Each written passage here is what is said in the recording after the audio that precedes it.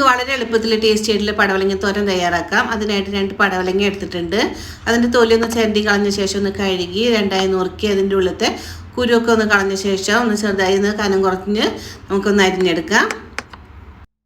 പടവലങ്ങ നുറുക്കിയെടുത്തിട്ടുണ്ട്. ഇനി അതിന് വേണ്ട ഐറ്റംസ് മഞ്ഞൾപ്പൊടി, മുളക് പൊടി, ഉപ്പ്, നാളികേരം, സവോള ചെറുതായി അരിഞ്ഞത്, സവോള അല്ലെങ്കിൽ ചെറുള്ളി മതി, വെളുത്തുള്ളി, പച്ചമുളക്, കറിവേപ്പില, ആവശ്യത്തിന് വെളിച്ചെണ്ണ. ഒരു ചൂടായ പാനിലേക്ക് ആവശ്യത്തിന് വെളിച്ചെണ്ണ ഒഴിച്ചു കൊടുക്കുക. അതിലേക്ക് അരിഞ്ഞു വെച്ച സവോള, വെളുത്തുള്ളി, പച്ചമുളക്, കറിവേപ്പില ഇട്ട് കൊടുക്കുക. നല്ലോണം ഇളക്കി യോജിപ്പിക്കുക.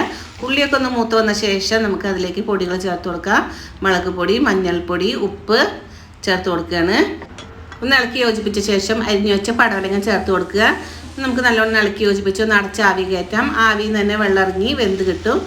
ഉപ്പ് കുറവാണെങ്കിൽ അല്പം ഉപ്പ് കൂടി ചേർത്ത് കൊടുക്കാം. നല്ലോണം ഇളക്കി യോജിപ്പിച്ച് ഡ്രൈ ആയ ശേഷം അല്പം നാളികേരം ചെറുകിയതിട്ട് 2-3 മിനിറ്റ് ഒന്ന് വറ്റിയ ശേഷം നല്ല ടേസ്റ്റി ആയിട്ടുള്ള